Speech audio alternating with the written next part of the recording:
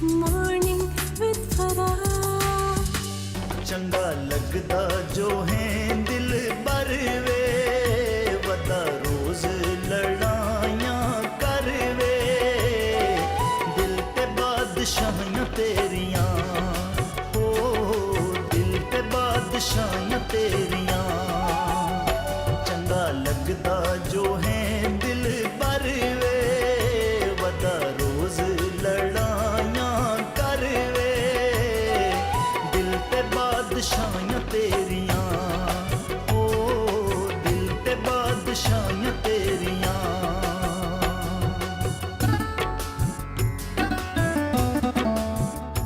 इसके बाद मेरा यही कहना बनता है कि समझ तो आप गए ही होंगे, इसलिए कि हमारी इस प्रोग्राम के थ्रू हमने हमेशा कोशिश की है कि हम अपने कल्चर को, अपने फोक म्यूज़िक को प्रमोट करें। और जब उसकी बात आती है तो मेरे बहुत फेवरेट आर्टिस्ट हैं, one of my favourite singer जिनको मैं हमेशा से सुनती चली आ रही हूँ और आपसे उनकी मुलाकात भी हम करवाते रहते हैं। अब फिर उनके बहुत सारे नए गाने आए हैं तो हमने सोचा उनसे मिलते हैं और वो गाने आपको सुनवाते हैं।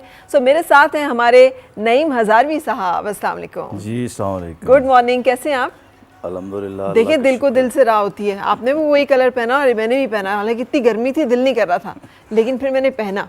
लेकिन मैं आपने भी पहन के ये सोच रहा था कि गर्मी में पहन लिया। हाँ जी, मैं भी यही पहन के सोच रही थी, लेकिन देखिए इत्तेफाकन कि वो होगी। कैसे हैं आप? अल्हम्दुलिल्लाह। कैसी जा रही है जिंदगी? जिंदगी बस उसी तरह चल रही है। अच्छा माशाल्लाह, नहीं उसी तरह तो नहीं है, जिंदगी में तो बहुत अरूज और बड़ा तब्दील हो गया सारा कुछ। हाँ, लेकिन शब रोज़ वही है। अच्छा, वो तो वही रहते हैं। वही तो वही। लेकिन नईम साहब बताइएगा, ये 92 में जब आपने गाना शुरू किया था और अब 2024 में ये जो एक सफ़र है, लंबा सफ़र है, सो इसमें क्या कुछ बदल गया है? वो तो अल्लाह का बड़ा एहसान है, उसके करम नवाजियाँ हैं।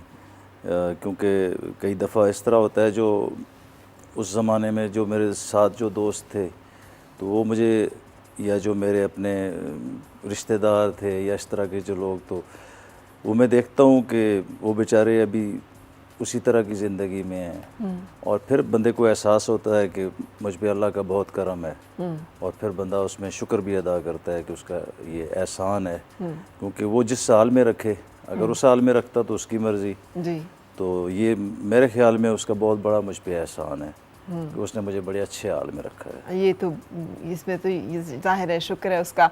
लेकिन मुझे ये बताइएगा कि ये मेहनत कितनी थी इस सारे सफ़र में? क्या ये सिर्फ आसानी से हो गया सब कुछ कि आज आप एक फेमस आर्टिस्ट हैं, पूरी दुनिया में सफ़र करते हैं, जगह जगह परफॉर्म करते हैं, लोग आपको पसंद करते हैं, मिलियंस में आपके जो हैं वो गाने जाते हैं, हिट होते हैं?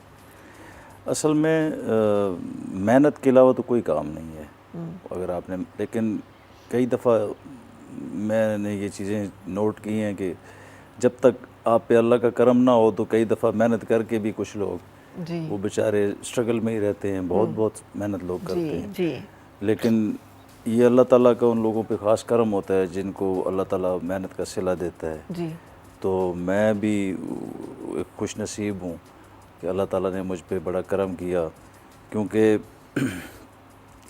मेरी फैमिली में मैं फ़र्स्ट आदमी था इस लाइन पे आया, और बिल्कुल कोई सूझबूझ भी नहीं थी हमें, ना सुर की ना लय की। तो ये सब अल्लाह की तरफ से था कि उसने, जैसे आर्टिस्ट पैदाइशी वो आर्टिस्ट पैदा होता है, तो ये सब चीज़ें अल्लाह ताला की तरफ से थी। और हमें तो ये भी नहीं था पता कि स्टूडियो किधर होता है, रिकॉर्डिंग कैसे करनी है। एक गांव का बंदा। ताल्लुक़ किस इलाके से है? ख़ास इलाका कौन सा है? बेसिक नईम हज़ारवी हज़ारा तो जनरली, लेकिन हज़ारा में भी तो मुख्तलिफ हाँ, हमारे जगह। 5 डिस्ट्रिक्ट हैं हज़ारा में। जी तो डिस्ट्रिक्ट हरीपुर में मेरी पैदाइश हुई, सही। वहाँ पे मैंने आँख खोली, तालीम, और उसके बाद हरीपुर भी निस्बतन बड़ा शहर है, लेकिन आपका प्रॉपर हरीपुर या उसके साथ कोई गांव है? गांव था मेरा। अच्छा ये खानपुर डैम से जो ऊपर पहाड़ी इलाका है, अच्छा। ये मेरा गांव है। और अभी भी उधर मेरा आना जाना, खुशी गमी जितनी है वो उधर गांव में ही ज़ाहिर होती है, है। ठीक तो फिर मैं एबटाबाद, इसी अपने प्रोफेशन की वजह से मुझे एबटाबाद जाना पड़ा, क्योंकि एबटाबाद हमारा हज़ारे का एक सदर मकाम है। तो उस वक्त जो ज़माना था वहाँ पे एबटाबाद में म्यूज़िक की एक्टिविटीज़ काफ़ी थी। वहाँ हमारी आर्ट कौंसल थी, ठीक है। हज़ारा आबासीन आर्ट कौंसिल। ठीक है। तो मुझे वहाँ फिर मूव होना पड़ा एबटाबाद। सही। तो फिर वहाँ जाके अपने ये कौन से साल में मूव हुए आप? एबटाबाद में मैं गया हूँ 2002 में। अच्छा, ठीक। तो उससे पहले की जो मेरी लाइफ थी वो कराची। अच्छा, कराची भी गए? मैंने स्टार्ट कराची से लिया। सो 92 में जब आपने गाना शुरू किया है तो उसके बाद आप कराची चले गए? नहीं, मैंने स्टार्ट ही कराची से लिया। अच्छा, ठीक है। यहाँ से मैं वो मेहनत मजदूरी के सिलसिले में गया हूँ। अच्छा। जो एक आम बंदा जो वो क्या मेहनत मजदूरी थी जो कि करते थे आप? मैंने सब कुछ किया। वेटर का काम मैंने किया है और काफ़ी अरसा, क्योंकि हमारे वहाँ पे कराची में भाई थे, उनकी अपनी होटल थे उधर, एक हॉस्पिटल के अंदर कैंटीन। अच्छा। तो ज़्यादा हम वहाँ पे अपने रिश्तेदार ही थे, तो वहाँ पे मरीज़ों को चाय देनी, उनकी खिदमत सेवा करनी, जो एक काम होता है। बस वहीं पे कोई दुआ लग गई आपको है ना? शायद हो सकता है। लेकिन बहुत मुश्किल काम है वो, क्योंकि अक्सर लोग जो हैं गुस्से में ही रहते हैं और हम अपने इस तरह की मेहनत करने वाले जो लोग हैं उनकी कदर नहीं करते या उनको मुस्तहिक नहीं समझते कि वो भी एहतराम के या अच्छे रवैये के मुस्तहिक हैं, है ना? ये असल चीज़ है, एहसास वो इंसान के अंदर होना चाहिए। और फिर अगर आप खुद उस प्रोसेस से गुजरे हो ना, मैं भी कहीं जाता हूँ खाना खाने के लिए तो मैं बड़े प्यार से उन्हें बुलाता हूँ। अगर कोई देर से आता है तो मैं बिल्कुल भी उस चीज़ को इग्नोर करता हूँ, क्योंकि मैंने ये खुद इसमें मैंने काम किया है जी। एक बंदा दिन को 12 घंटे काम करता है, उस बेचारे को तो होश ही नहीं रहती, और ख़ास तौर जैसे गर्मियों के दिन होते हैं। बहरहाल हमने भी अपना वो पेट के चक्कर में हम गए, और फिर साथ साथ मैंने, क्योंकि ये मुझे पैदाइशी था, ये शौक था। अच्छा। तो मैं तलाश करता रहा कि मुझे ये क्या उम्र थी उस वक्त आपकी जब ये सारा सफ़र चल रहा है? मेरे ख्याल में उस टाइम यही कोई 22-23। अच्छा, ठीक है, इतनी होगी। सही। तो फिर मैं साथ साथ मुझे वहाँ पे एक हमारे थे IMC, एक म्यूज़िक कंपनी थी, तो उनसे मेरा कॉन्टैक्ट हुआ। अच्छा। मैंने कॉन्टैक्ट किया उन्हें। वहाँ तक कैसे पहुँच गए आप? वहाँ पे मैंने किसी कैसेट के अंदर एक नंबर था, वो हमारे एक लोकल सिंगर थे हज़ारे के, ठीक है। तो वो कंपनी थी, उन्होंने उसका वो एल्बम रिलीज़ किया, वो मैंने देखा, उनको मैंने कॉल की और फिर उनसे मेरी कुछ बात हुई। फिर उन्होंने मुझे कलाम दिया कि आप ये याद करें, और फिर ये 92 में फिर वो पहली, उस टाइम ये भी था कि डायरेक्ट रिकॉर्डिंग होती थी, ये ट्रैक वगैरह ये नहीं था कि आप भूल गए और जी दोबारा से हो जाएगा। शुरू से अगर आपने करना है, और उस टाइम गाने भी बड़े लंबे लंबे होते थे। तो वो ऐसे अजीब इत्तेफाक था कि वो जो पहला एल्बम था उसमें मैं कहीं भी मैं भूला नहीं हूँ। अच्छा, ये आप 12 घंटे की एक नौकरी भी कर रहे थे इतनी सख्त वाली, और उसके साथ फिर आपने वो कलाम भी खुद से तैयार किया? उस वक्त कोई उस्ताद भी नहीं है, कोई गाइड भी नहीं कर रहा, तर्ज भी नहीं बनाई किसी ने, खुद ही सारा कुछ किया? सारा कुछ खुद किया। उसकी तर्ज भी खुद बनाई? उसको कुछ तर्जें मैंने बनाई और कुछ पुराने गानों की तर्जें थी। अच्छा जी। और उस टाइम मुझे किसी ने बताया, जो हमारे जो एक दोस्त थे, कि यार ये फ़लाँ गाने पे ये जो लिखा हुआ है उसकी तर्ज पे आप इसको गाएं। तो वो मेरे लिए, क्योंकि फर्स्ट था हमारे मेरी फैमिली में तो कोई था नहीं कि जो मुझे गाइडलाइन देता। हाँ, ये है कि मुझे मेरे वालिद साहब ने बड़ी सपोर्ट की, बल्कि वो मेरी पहली जो रिकॉर्डिंग थी वो उसमें वो मेरे साथ थे। ये जिस रिकॉर्डिंग का आप जिक्र कर रहे हैं कराची में, जो पहली रिकॉर्डिंग थी। अच्छा। तो उनकी तरफ से मुझे सपोर्ट थी, और जो मेरी वालदा का जो ख़ानदान था उधर से शदीद मुखालफत थी। अच्छा, ये अनयूजुअल है वैसे, यूजुअली वालदा सपोर्ट कर रही होती हैं और वालिद जो है वो सख्ती कर रहे होते हैं। वो मेरे मामू इमाम मस्जिद भी हैं। अच्छा। 3 मामू थे। हाँ। तो फिर उनका एक अपना वो सिलसिला था, और ये वो आग और पानी वाला एक मसला था। अच्छा। तो वो काफ़ी अर्सा मुझसे नाराज़ भी रहे। हाँ। तो बहरहाल मुझे तो इधर आना ही था, क्योंकि मुझे अल्लाह ताला ने एक चीज़ दी है, और ये उसकी करम नवाजी है, क्योंकि बड़ी अच्छी अच्छी आवाज़ें, बड़े अच्छे अच्छे टैलेंट इस मुल्क में गुम हो जाते हैं। जी जी जी जी। हालात की दलदल में चले जाते हैं। बिल्कुल। तो इसीलिए मैं कहता हूँ कि मैं लकी रहा हूँ कि अल्लाह ने मुझ पर करम किया है। अल्लाह ताला किसी को पहचान दे दे, ये नाम सिर्फ उसका है ना, उसकी अपनी वो हस्ती है जो इज़्ज़त, वो ये उसका करम है ख़ास है कि वो किसी को इज़्ज़त की सांझ दे दे, कि उसको इस मखलूक में उसका भी थोड़ा सा नाम हो जाए। भले जितना अर्सा हम जीते हैं उतने अर्सा ही होता है, लेकिन ये बहुत बड़ी ब्लेसिंग है। मैं अक्सर कहती हूँ कि अल्लाह ताला ने रिज़्क़ का वादा किया है, इज़्ज़त का वादा नहीं किया है। ये उसका इख्तियार ख़ास है, जिस पे चाहेगा वो करम नवाजी कर देगा, और ये सिलेक्टेड लोग होते हैं। वरना हमें तो ऐसा कुछ था नहीं, कोई इतने हमारे पास कोई इतने कोई पैसे भी नहीं थे कि मैं कोई इलेक्शन लड़ के तो मैं अपना नाम पैदा कर लेता। हम तो नॉर्मल लोग। या बहुत सारे पैसे लगा के वीडियो बना लेते, हाँ, बना जैसे लेते। आजकल नहीं होता नहीं, है। हमारे पास तो उस टाइम खाने के लिए कुछ नहीं था। अच्छा अच्छा, तो ये जो पहला गाना रिकॉर्ड हुआ, ये क्या था? वो उस वक्त के हिसाब से वो कुछ क्योंकि हज़ारे में हमारे जो ये माइये टप्पे चलते हैं, ठीक, तो वो कुछ माइये थे। याद है? हाँ हाँ, वो कुछ चीज़ें मुझे अभी उसकी हैं। कोई एक छोटा सा वैसे ही गुनगुना दें लाइव। उस टाइम एक और था कि सोनिया अखियां वालिया तू सोना है, सोनिया अखियां वालिया तू सोना है, तेरे जिया कोई नहीं होर जग ते होना है, तेरे जिया कोई नहीं होर जग ते होना है। कुछ इसी तरह की बोलियां थीं। ठीक और है। मेरे साथ वो हमारा एक फ़ीमेल आर्टिस्ट थी। अब अल्लाह उन्हें सलामत रखे अगर वो हैं तो, क्योंकि उस टाइम मैं छोटा था, वो सीनियर थी। हाँ वो थी। ठीक है।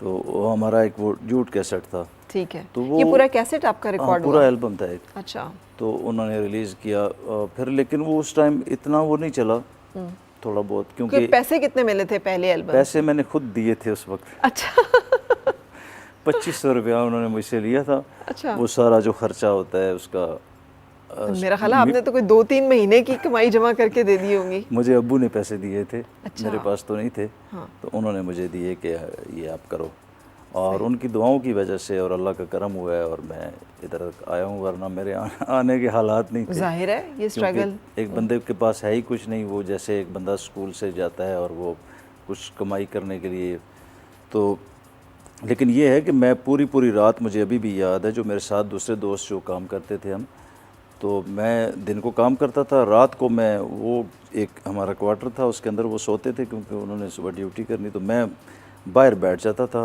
एक बल्ब जला के। अच्छा। तो मैं लिखता रहता था। तो कई दफ़ा वो सुबह उठते थे कि कहते थे यार तुम सोए नहीं हो। हाँ। मैंने कहा यार मैं नहीं सोया। कहते यार सो जाओ, पागल हो जाओगे दिन रात जाग के। तो मैं कहता था यार मेरा दिल नहीं करता कि मैं सारी ज़िंदगी चाय बेचूं। अच्छा। तो ये एक होता है आपके अंदर कि आपने कोशिश कितनी की है, आपके अंदर लगन कितनी है, आपके अंदर लगन कितनी नियत है, और क्या है आपकी आपका? नीयत क्या है, और हाँ। आपने स्ट्रगल कितनी की है उस चीज़ को आपने जान छुड़ाने से। या लेकिन सही बताइएगा, ये सिर्फ इसी चीज़ की लगन थी या कोई इश्क विश्क भी था उस ज़माने में, जो लिखते रहते थे और जागते रहते थे और गाते उस रहते? ज़माने में क्या इश्क होना था जी? उसी ज़माने में तो इश्क होता है, यही तो उम्र होती है जब आदमी जो है वो मासूम होता है ना, तबीयतन मासूम है। लेकिन वो एक तो मैं छोटी एज थी मेरी, और ऊपर से फिर वो गमे रोज़गार भी था, तो ज़्यादा हमें उस टाइम इश्क जो है ना वो गमे रोज़गार वाला ही था। पैसे से था। ठीक है, अच्छी सी जॉब मिल जाए कि हमारा एक सर्कल चलता रहे। हाँ। तो बहरहाल बड़ी मेहनत की है, बड़े हम इसके पीछे जाहिर हासिल है। करने लेकिन के आपकी लिए। कहानी सुनकर ना मुझे लाला की कहानी बहुत याद आ रही है, क्योंकि इसी तरह से इंटरव्यू में वो मुझे बता रहे थे किस तरह से उनके वालिदैन ने घर से निकाल दिया, वो कैसे एक खोखे पे एक ट्रक भी चलाते रहे, फिर एक जगह पे इसी तरह काम करते रहे, शाम को मलका तरन्नुम नूरजहां के घर के सामने बैठ जाया करते थे, और कैसे मेहनत एंड स्ट्रगल। हमारे जो फोक आर्टिस्ट हैं, इसीलिए उनकी आवाज़ में अल्लाह ताला ने कुछ रखा होता है, वो खूबसूरत। आप लोग जुदा गाना अलग अलग ना, यूनिकनेस होती है। ये उसकी करम नवाजियाँ हैं, उसकी करम नवाजियों के एक अंदाज़ हैं। हालांकि शायद अगर उन्हें घर से कोई ना निकालता तो वो आज इस मुकाम पे भी ना होते। जी जी जी। वो कहीं जस्ट एन ऑर्डिनरी, उनको घर वालों ने एक परचून की दुकान डाल दी होती, वो लगे रहते। या मेरे साथ भी ऐसा ही होता, अगर मैं घर से अगर पूरा होता तो मुझे क्या ज़रूरत थी इतनी वो स्ट्रगल करने की। तो जो फोक आर्टिस्ट हैं ज़्यादातर उनके तकरीबन इसी तरह के वो कहानियाँ हैं, क्योंकि वो, और अगर एक देखें, अगर जो शायर है, क्योंकि फनकार भी एक आधा शायर होता है, तो अब वो बेचारा अगर घर से पूरा है तो उसे कहाँ फुर्सत मिलनी है, अगर वो बिजनेसमैन हो तो उसको कहाँ टाइम मिलना है शायरी के लिए जी। इसके लिए तो आपको पहले अपने ऊपर वो अपनी चीज़ें इम्प्लीमेंट करनी पड़ती हैं, आपको रुलना पड़ता है जी। तब जाके आप सागर सिद्दीकी बनते हैं या कोई भी इस तरह का नाम। तो ये उसके कर्म की एक वो तरीके हैं कि वो उस रगड़ाई के एक प्रोसेस से गुजारता है ताकि हीरे में वो चमक आ जाए। बिल्कुल, क्योंकि आप वो कुंदन बनने के लिए आग में जलना पड़ता है। बिल्कुल। तो ये इस तरह की चीज़ें। अच्छा, कभी मायूस हुए, बददिल हुए इस सारे मेहनत, स्ट्रगल, हाँ जी, ये इतनी सख्त ज़िंदगी है। हाँ, इस तरह था कि जब मैं एबटाबाद में था तो मैं वो कर कर के मैंने रियाजत तो उस तरह का नहीं चल रहा था। हज़ारे में था एक थोड़ा बहुत हमारा काम, बस पेट उससे चल रहा था। तो मैं एक टाइम ऐसा आया कि मैं मायूस हो गया। अच्छा, मैंने कहा यार अब कोई और काम करेंगे, बस ये कोई गाना वाना मेरा कोई ख़ानदानी काम भी नहीं है और तंग आ गया हूँ मैं इसको। अपने रिश्तेदारों की बातें सुन सुन के भी कई दफ़ा अगर कुछ आपके पास ना हो, घर वाले भी बातें सुनाते हैं। जी बिल्कुल सुनाते हैं। तो मैं तंग पड़ गया और मैंने अपने दिल में मैंने अल्लाह से मैंने कहा अगर मैं अब ये कोई उस महीना तो मुझे नहीं याद, और लेकिन कोई 20 तारीख थी उस किसी महीने की भी, तो मैंने कहा मैं इस 30 तक अल्लाह ताला मैं देखता हूँ, अगर मेरे ऊपर कुछ मेहरबानी फरमाते हैं ठीक है, नहीं तो मेरी मर्ज़ी थी कि वहाँ पे मैं कुछ 2-3 साफ़ी दोस्त थे वहाँ, उनको बुलाऊँगा और मैं खैराबाद कहूँगा इस फील्ड को। अच्छा, तो वो अल्लाह ताला का करम ये था कि उस 30 से पहले ही मेरे कोई 3-4 शोज़ लग गए।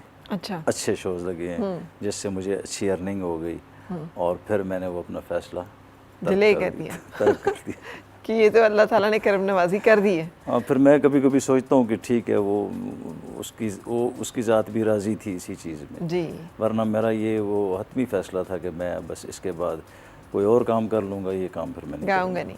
चले जी, लेकिन आज हमने दावत दी है, बहुत सारे नए गाने आए हैं इनके, तो ब्रेक के लिए जा रहे हैं हम। ब्रेक से जब वापस आएंगे तो मैं आपसे दरख्वास्त करूंगी कि हम शुरू ही आपके लेटेस्ट सॉन्ग से करें जो कि आपने रिलीज़ किया है अभी, सुरमा। जी, सुरमा। सुरमा, ये किसका सुरमा है? ये सुरमा किसी का भी है, नहीं, आपने भी लगाया हुआ। महबूब का आंखों का सुरमा भी मतलब अच्छा लगता है, ये मेरे ख्याल उसी तरह का सुरमा है। हाँ, सुरमा वही। अब ये ना कहिएगा कि आपने ज़िंदगी में कभी इश्क प्यार मोहब्बत नहीं किया।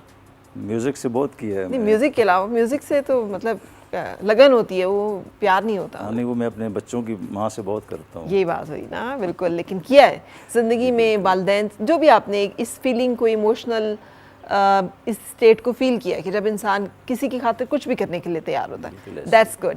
सो हम एक ब्रेक के लिए रुकेंगे और ब्रेक के बाद फिर आपसे मिल रहे हैं।